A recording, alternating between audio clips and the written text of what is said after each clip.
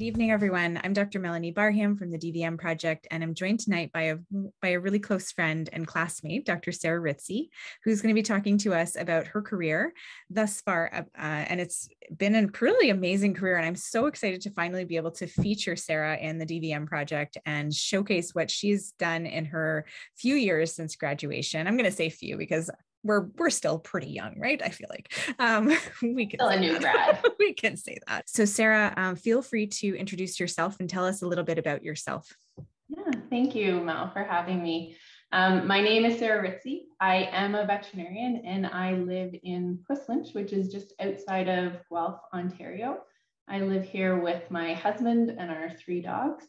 I'm really glad that COVID is almost over because I'm really missing going on trips and adventures. So it is high time that I go on another one. And really, we're just kind of living the life here, renovating our home and trying to make the most of every day we have. Awesome. Now, Sara, so since we left OVC, so Sara and I graduated both at the same year, I'm going to say at 2007, which seems like not too long ago, but every May I'm reminded as I drive through Guelph, which is not too far from where Sara and I live, how long ago it was. But Sara, tell us a little bit where you've been in your career, and we'll delve into some details after that. Yeah, so when I got into vet school, I was living just outside of Peterborough on the other side of Toronto. And my plan was always to go back there when I graduated. But when I got to my last year of school, just before we got our NAVLE scores, and I found out if I passed and was going to be a veterinarian, I got a job posting from British Columbia. And when I saw the posting, I thought, I just finished my resume. It's probably a good idea to test it out and see if it's any good. So I applied for the job and I got it. So when I got the job, then I had to decide whether or not I actually wanted to move out of my hometown, out of my province. And I thought to myself, if I don't leave now, I never will. So I took the job and I moved out west. And I worked in British Columbia for 3 years and I loved it. I was in a couple of different practices in BC. And then I reached a point where I started thinking, if I don't move back home now, I never will. So I started keeping my eye open for job postings in Ontario. And my plan was to go back to clinics when I moved back home. And I saw a job posting for Royal Canin. And at that point, I thought, I could learn more about nutrition. So I applied for the role and I got it. And my plan, again, was not necessarily to stay in industry. I really did love practice and meant to go back to practice. But every time I felt like I had learned everything I needed to learn in the role I was in, a new opportunity would show up. So I've been really lucky in Royal Canin. I've played a few different roles across the company. I've seen different pillars. In my onboarding, when I was in the role, my first role at Royal Canin was as a technical service veterinarian. And so that role is really the phone a friend for clinics across Canada. So veterinarians can call us and bounce ideas off of us, talk about cases that they're struggling to work up, or if management isn't working the way they intended.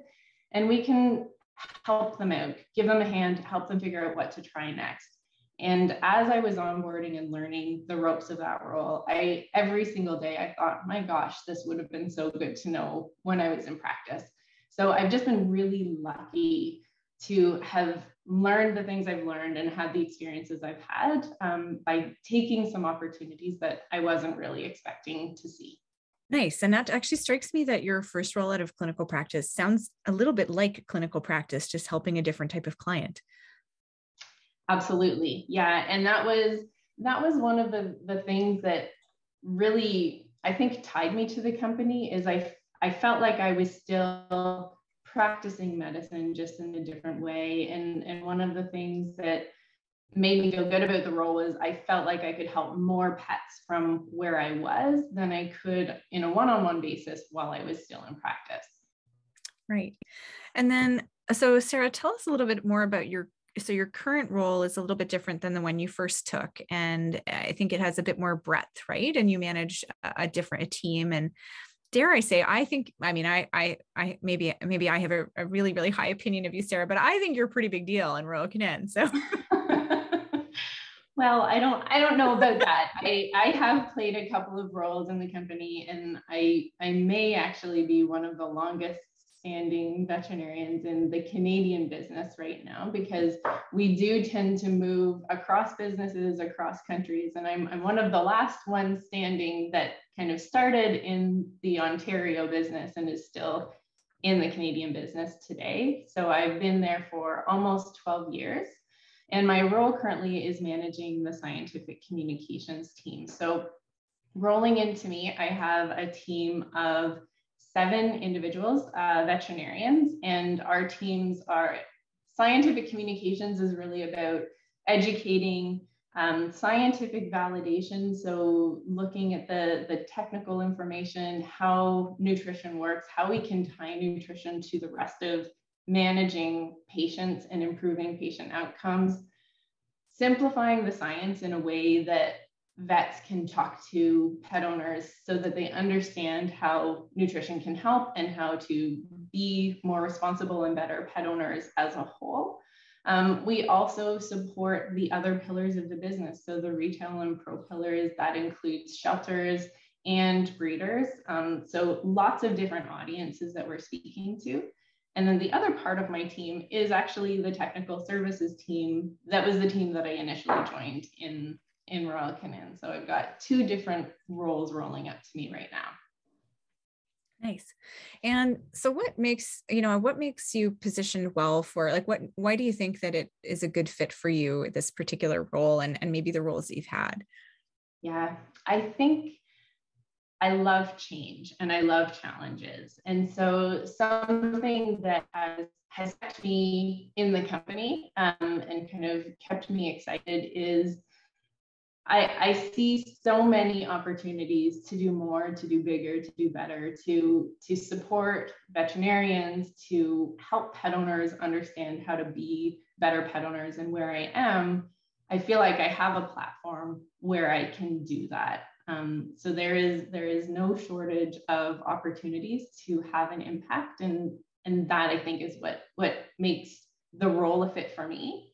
And what makes me a fit for the role is I don't need a lot of guidance. I'm happy to kind of take on a problem and try to tackle it a couple of different ways. And if I fail the first time, I'll try something else. Yeah. So that might resonate with a lot of the audience, because I'm thinking of, a lot of us in practice probably felt that same way. Like that's really a common way of, I think, doing business as we're becoming veterinarians and getting good at clinical practice. Yeah, I think we have to be problem solvers. I mean, I don't know who said it first, but I definitely remember as I was getting ready to graduate, somebody made the comment that you only learn 20% of what you need to know while you're in vet school, and the other 80% you learn after you graduate. And it's so true. I mean, I don't think any of our patients actually read the books and follow the rules on how they're supposed to get sick or how they're supposed to be healthy. So everything we learn is kind of by trial and error and using the best judgment we can to do the best we can. Yeah, so true. Now, Sara, I do want to, so because you are a hiring manager for lots of positions, this question comes our way all the time. So I want to tackle this head on, because I know that's probably why some people attended, not all, but some people might be interested in industry roles. And so I wonder if you have any tips for people who are trying to get into industry, or whether they might be curious or think that industry might be for them. Yeah, absolutely. So I have recruited for many roles in the time I've been here. And I think that I can categorize the type of applications into 2 main categories. So the first category that I see, the application tells me a story of somebody who is in a role that they want to leave. And I really don't get the sense that it matters where they go as long as they go away from where they are.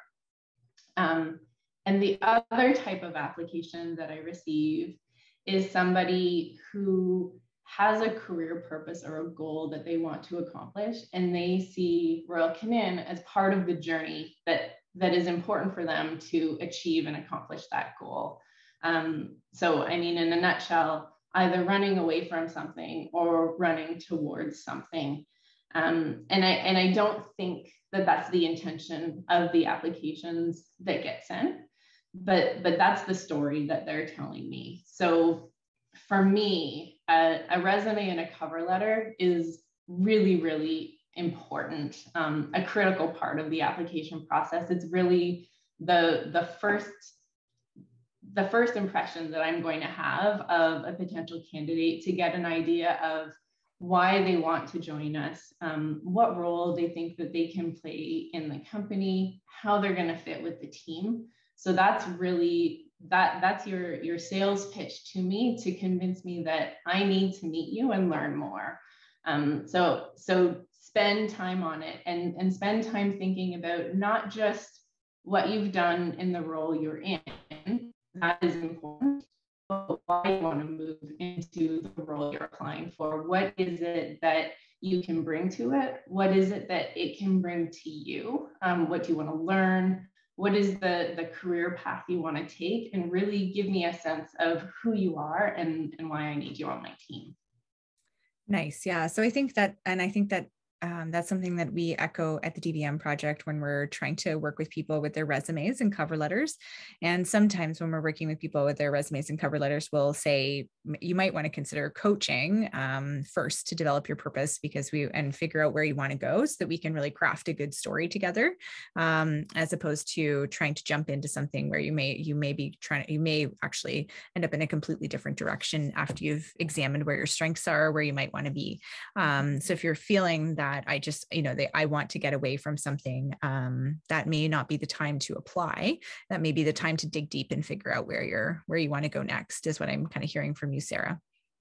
Yeah, definitely. I mean, I think if you're not happy where you are, it's important to understand what it is that's making you unhappy where you are and what needs to change for you to be happy. I mean, I think about the veterinary industry, and honestly, it breaks my heart to know that there's so many vets that want to leave. Like this is a career that we dream about when we're young. How can it be that a couple of years after finally achieving that goal, we want to get out of it? That is just devastating to me. And I think it's so important to understand what would need to change for each of us for the role we're in to be the role we thought that it should be, or the role that we want. Mm-hmm. Yeah, that's a good point. So Sara, I guess on maybe not to totally pivot out of there, but I think it is related.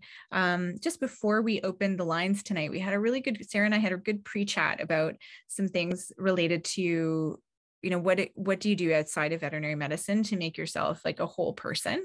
And Sara, I think you have done, I will say that, that you do such a great job of kind of doing lots of things outside of veterinary medicine to be a really well-rounded individual. So I wonder if you would share, I noticed your necklace tonight, and I think I might have the exact same one, but because Sara and I share a hobby, but also you have an interesting program that you just completed. And I'd love to hear more about all of it. So.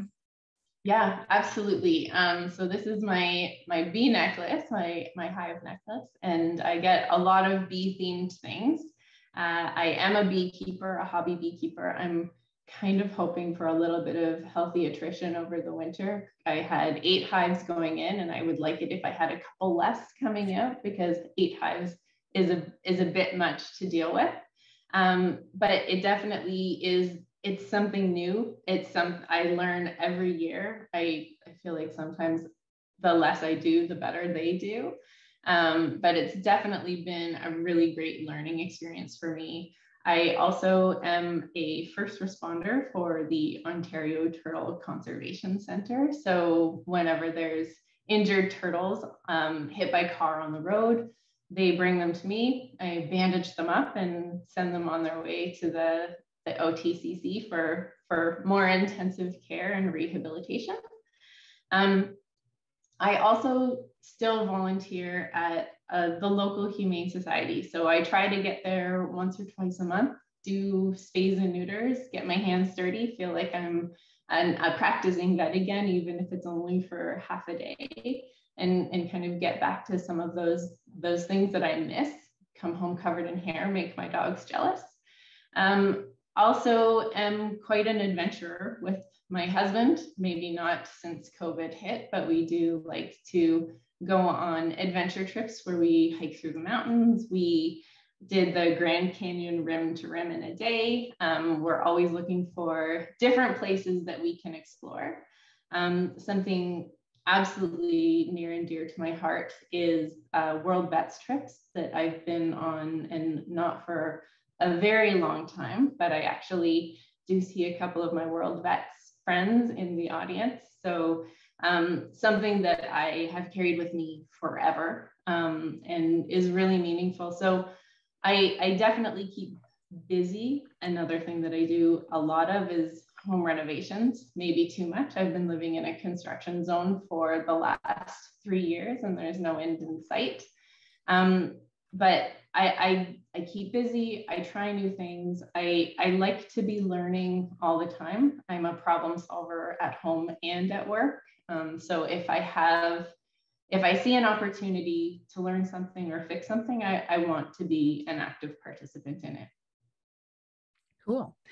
Yeah, there's so much to cover there. So yeah, and bees, Sarah and I, as I mentioned, share this particular hobby. I have a toddler at home, so I can't even imagine hiking the Grand Canyon with a toddler, but beekeeping is something that is definitely something my husband and I do together as well. And I find it actually fascinating because it really, you have to slow down. You can't be going at 1,000,000 miles an hour with bees. You can go at one speed. Otherwise you're going to get stung and they're going to get pretty annoyed pretty quickly. So I find that quite a calming exercise. So I suppose everybody comes at things for different reasons, but, and Sara, you did a really interesting program the past year and a half. Hey, like, do you want to tell us a little bit about that? Yeah, so I was very lucky to be accepted into the Homeward Bound program, which is a women in leadership program that is run out of Australia, but it's a global program.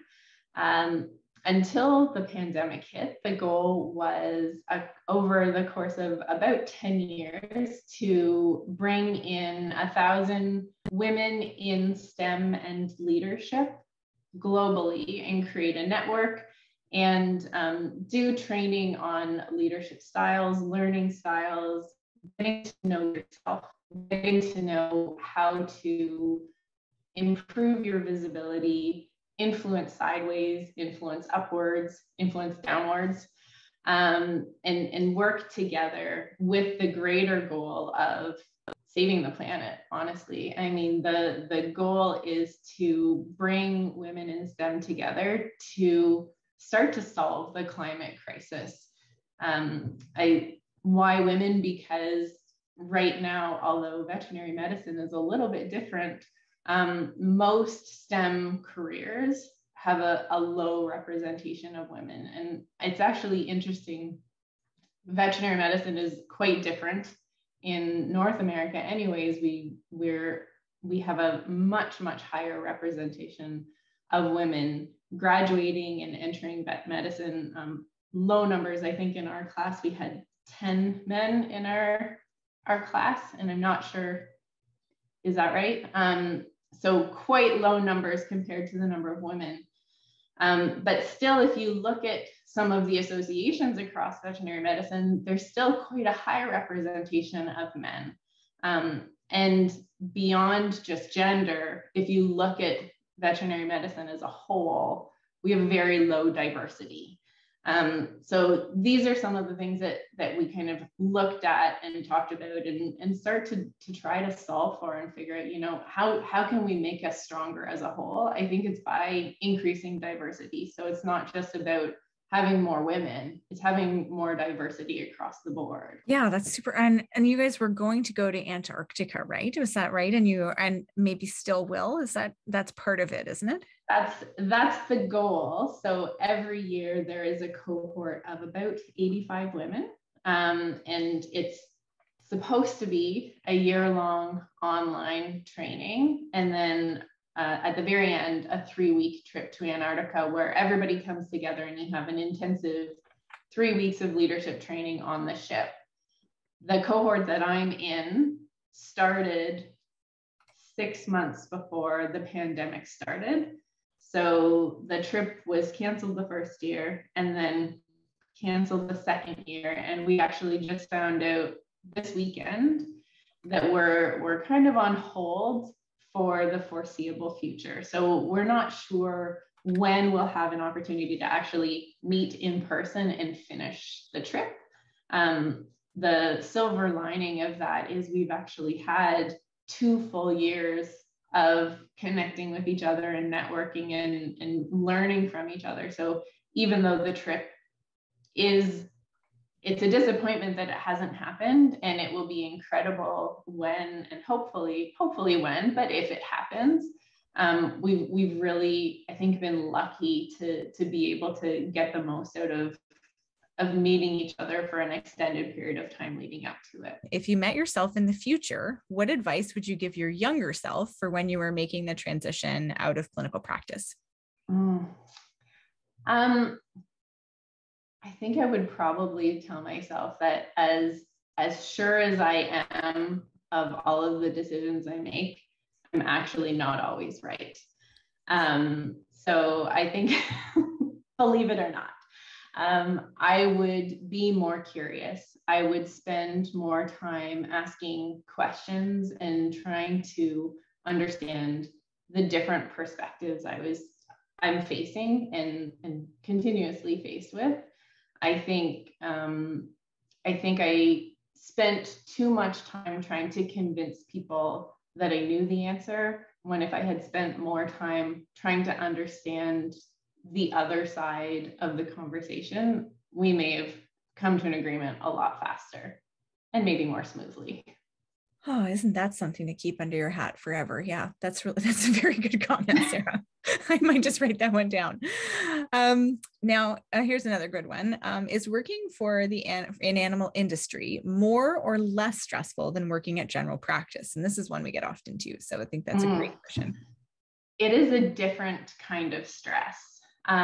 So one thing I can say, and it may be different in different areas, but I know in Ontario, we have a pretty distinct heartworm season, and there's sort of fluctuations throughout the year when you get kind of really, really busy and then less busy, maybe not in the last year. So I know that all clinics are busy, probably all the time and run off their feet, but there were seasonal waxes and wanes that happened in clinics.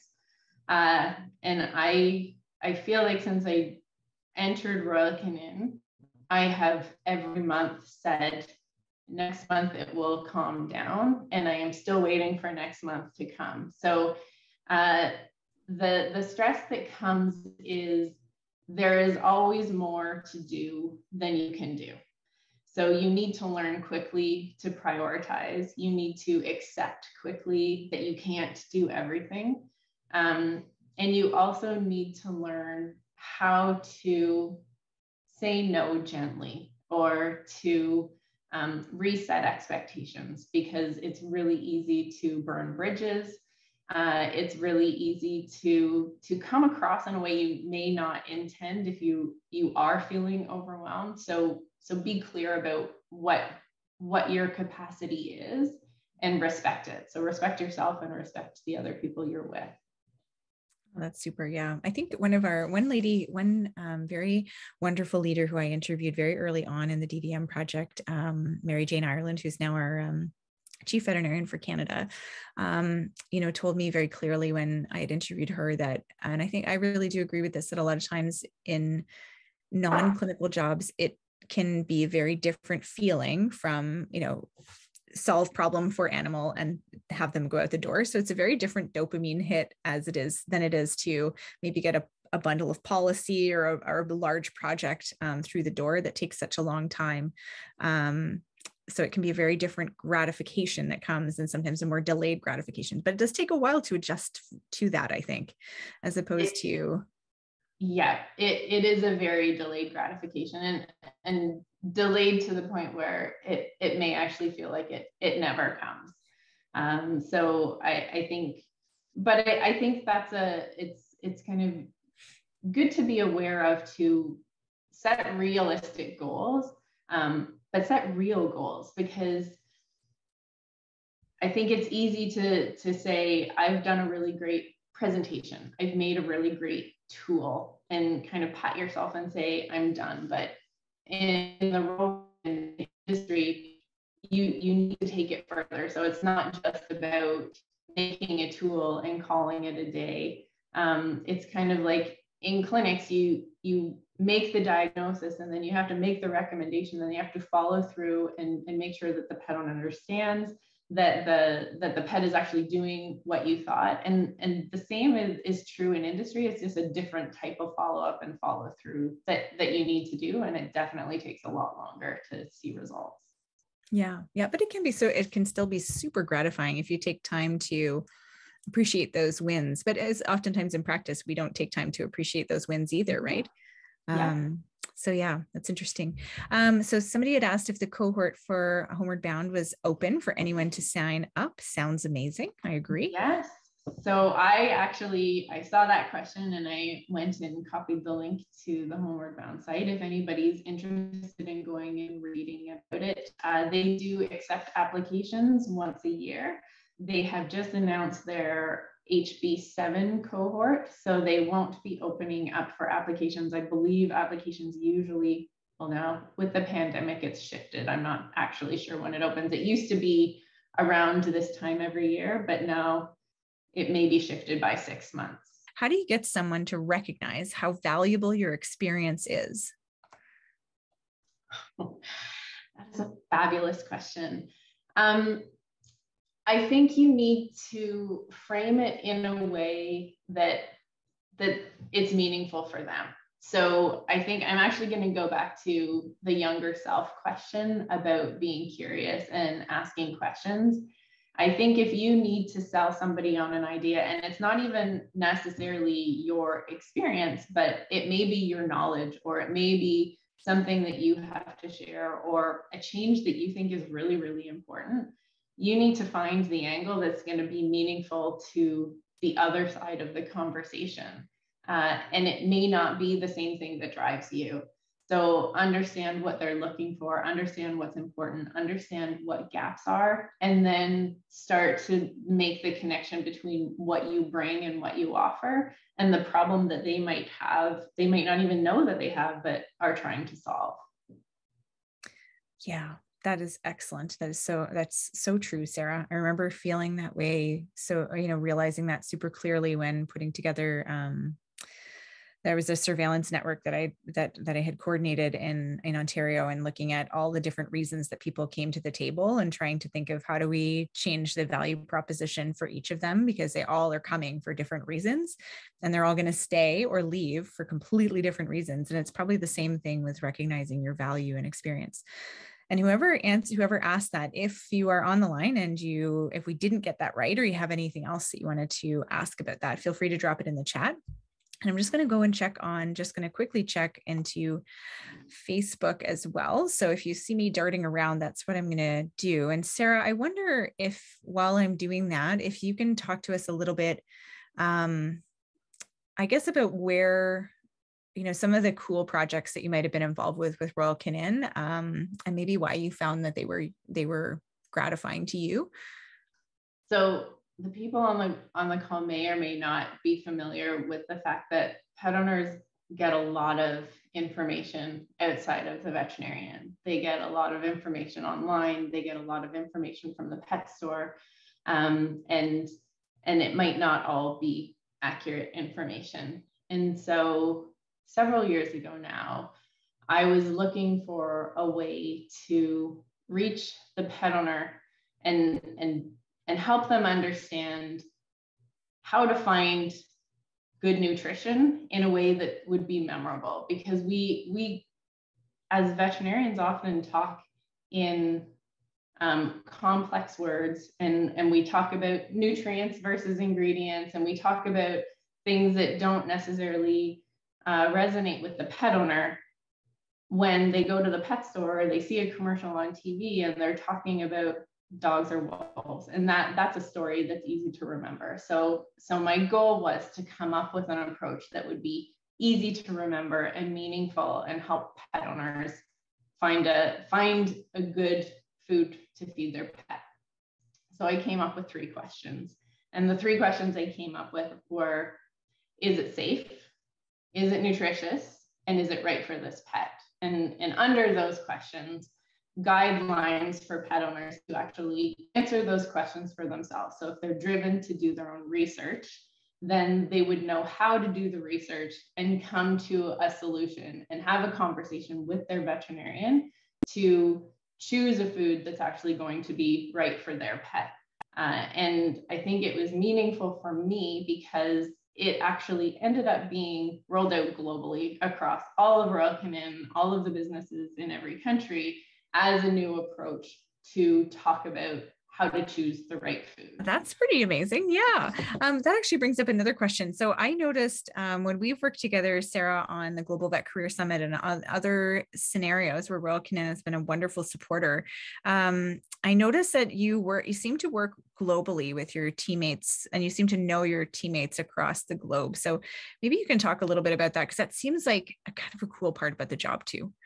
Yeah, absolutely. So we are lucky that we have systems that are connected globally. So we have a system that is can connect to anybody in the entire Royal Canin business, no matter what country they're in.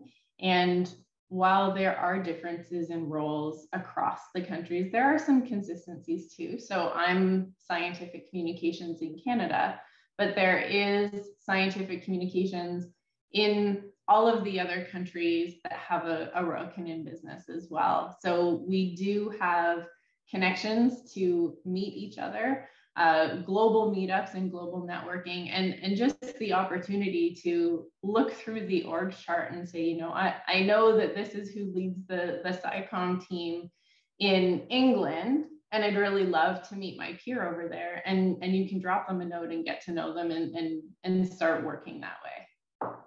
I think that's really neat. Like I was amazed at how well your team came together when we were putting together that conference, both that one and the Big Student Careers Fair, how you guys had worked together so well and knew one another and could just be like, oh yeah, we'll just call up so-and-so. Okay, cool. We'll call up Lauren in England. It's no big deal. It was really neat to see. It was kind of a fun. I thought that was really, it just, and I suppose after the pandemic, it's been a lot easier too. Yes, definitely. Yeah. So we have a question in the chat. Is there a place for an older veterinarian in industry? In other words, when you're leaving private practice, but still want to teach and help and give back, is there a place in industry? Absolutely. I mean, I think for me, the biggest goal is that we have an aligned purpose as a team, that we're working towards something together. So older or younger, I think everybody brings different perspectives and different experiences. When I'm looking for somebody on my team, depending on the team that I have when I'm looking, I might be looking for different skills. And it's really about kind of fitting in and bringing all of the experiences and the knowledge and the know-how you have. Absolutely, especially after the pandemic, but even before, my whole team is home-based and remote. So there absolutely is a requirement for being a little bit technologically savvy, but in my experience, that has nothing to do with age. It's just technical know-how and the willingness to learn and try new things. So in short, yes, for sure. Awesome. So Sara, I know you had a poem that you wanted to share with us. That I saw, I think it was on Facebook about 8 months ago. And it really resonated with me. It was written as in memory of a veterinarian who died by suicide. So I'll do my best to read it without crying and not embarrass myself, but I think it really kind of drives home what I think is important, to be happy in your career and in your life. So it's called More Than a Vet. It was written for Sophie Putland by Dr. Sean Taggart. Before you got the marks, the interview, the letter of acceptance, you were so much more than a vet. While you studied so hard, got filthy in pracs, learned all the anatomy, you were so much more than a vet. When you stood on stage and took the oath, congratulations and celebrations, you were so much more than a vet. When you did that first ever consult, first spay, first XLAP, first euthanasia, you were so much more than a vet. When you got a big thank you, or a big complaint, or even unacceptable abuse, you were so much more than a vet. When you stayed back late again and again, didn't get paid right, gave up your weekends, you were so much more than a vet. When you mastered more skills, did more CE, found your niche, you were so much more than a vet. When you felt like nothing was more important than your patients, your colleagues, your career, you were so much more than a vet. When you felt so hopeless, helpless, and unappreciated, when you reached for a way out, you were so much more than a vet. Maybe you're a sister or brother, a daughter or son, a husband or wife, a parent. Maybe you're an aunt or uncle, a niece or nephew, a friend or a mentor. You're so much more than a vet. Maybe you're a singer or a dancer, a pianist, guitarist, or ukulele player. Maybe you're a runner or a netballer, soccer player or basketballer, a roller skater.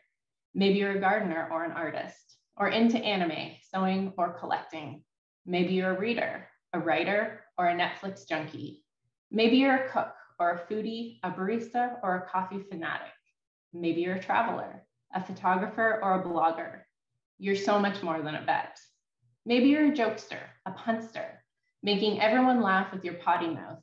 You're so much more than a vet.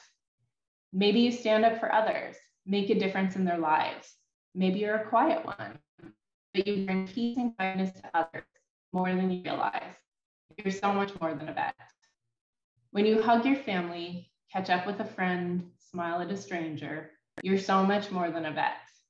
Whoever you are, whatever you do, no matter what happens, please always remember you're always so much more than a vet. Thank you for reading that, Sarah. I'm trying not to cry as well. Every time I've heard that poem before, but it always hits home for me. So thanks for sharing.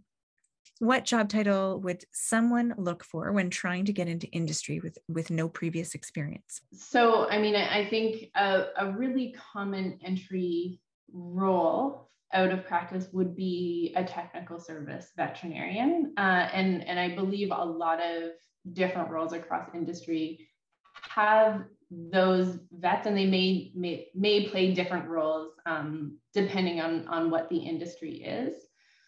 Honestly, I think something that you should do if you're interested in industry is get to know the company, work with the sales representatives that come into your practice, go to conferences and talk to them at the booth, get to know who they are, interact with them in whatever ways that you see opportunities to do so, whether it's contacting their technical services line, coming to some of their presentations and talking to them after, doing lunch and learn sessions. I mean, from a nutrition company perspective, what can you do in the role you're in to start getting to know more about nutrition, embedding that in your life, in your role, in your practice a little bit more, so that you're getting the practice, you're making yourself visible as somebody that sees this as important and worthwhile. And the other plus of that is you can learn if it's something that actually does excite you. You can have some change the role that you're in into something that includes more of what you like. Yeah, that's great. That's really great advice, Sarah. And I think also don't rule out like a sales role as well, as opposed if there's no technical services positions available, because that really gives you a foot in the door. And we've had lots of people who have been close to us in class, I think, who who have graduated around the same time. That's probably not the I didn't mean in class, but in classes, vet school classes, who have done that and gone into industry through a sales role and have gained really valuable experience doing that. And then been able to transition into a technical services or a different managerial role as well. Wondered about what's your best advice that you have for somebody looking to gain some experience to round out their resume as they're looking to, explore whether or not staying in practice is for them. I think I have to give a shout out to the DVM project here and say some of the conversations that I've actually seen in your Facebook group and that you've been leading really talk about all of the other experiences that are out there. So, I mean, volunteering is always an opportunity just to kind of do something different, get kind of a change of scenery. If you are looking for a specific role in a specific company, I mean, I in particular look for vets who showcase that nutrition is an important part of what they do in practice, and that's more than saying I incorporate nutrition into every conversation. That's identifying and training somebody to be a nutrition advocate in your practice. That is maybe setting up puppy classes and training them on how to grow and develop, and showcasing that education is something that is important to you and you are passionate about, and trying it to see if you like it. It might be kind of working with different specialists and specialties to figure out like how can we bring more knowledge into what we do and what we're talking about. I think different volunteer opportunities also give you a chance to teach others, and it may not be on nutrition specifically. I think of the World Vets trips are something where we're doing surgery all day, but those have so many different people that you can talk to and network with and teach different things to, and just get a feel for, is mentorship right for me? Is teaching and connecting with others right for me? Because in clinics is absolutely about relationships, and out of clinics is also absolutely about relationships, and you need to connect with different people. Sometimes they're people that intimidate you, or you've looked up to your whole life, and all of a sudden you need to have a conversation with them and drive something forward with them. So start getting to know them now and make connections and kind of reach outside of your clinic and your comfort zone, and just start networking with as many people as you can. Yeah, I love that. So, and for those of you who are a bit strapped for time, if you can try to do stuff within your job that shows leadership, that's such like the experiences that Sarah has highlighted within your job are so great. And it makes it so much easier to be able to craft a good story about like why, what are real examples of you doing X, Y, Z, or doing, or just exploring, and follow your curiosity. As Sarah has said, I think that's I'm kind of latching onto that piece, like follow where you're interested in, because it doesn't have to be you. It's possible that you won't find that job right away, if I'm kind of paraphrasing, or you may decide not to leave practice at all, because you might just have followed your curiosity and interest into something that's just more of your niche. Like I love, I think you one of your colleagues from Royal Canin recently started a private practice, right? And left Royal Canin and started a private practice. Is that correct? Yes. So shout out to Kirsten Graham-May for opening a weight loss clinic. And yeah, so that's actually a passion she kind of developed and increased and became more and more excited about while she was with our company. She was a subject matter expert for weight loss while she was with us. And she decided that she felt she could have the biggest impact if she went and started this practice herself. And I think that's actually a really good call out. the role will be what you make it. So there is flexibility in all the roles at Royal Canin. If you see something that you want to happen, you're either going to make it happen or it won't happen. So nobody's going to open up the opportunities and pave the way for you. You really need to see something that is an opportunity, feel good about it, feel passionate about it, and make it happen. And I think that that's true at Royal Canin. I think that's true in practice, in whatever role you're currently in, and whether you want to change it or evolve it or grow it or develop it. If you want to make something different, then make it different. Oh, such good advice.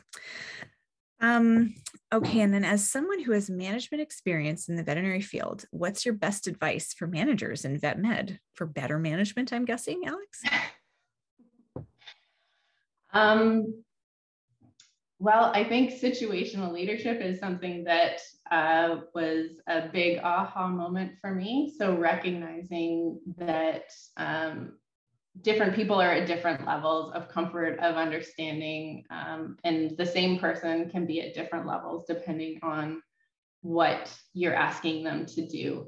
So sometimes you need to be a lot more prescriptive in helping them be successful.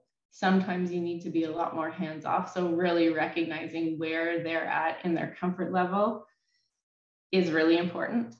I think it's important to have somebody that you can confide in and talk to when things aren't working, because they won't always work. And it's really important to have a sounding board to talk through your crazy ideas, or the challenges you're having, or an approach that should be working and isn't working, just to get somebody else's perspective and kind of figure out a new approach to try again.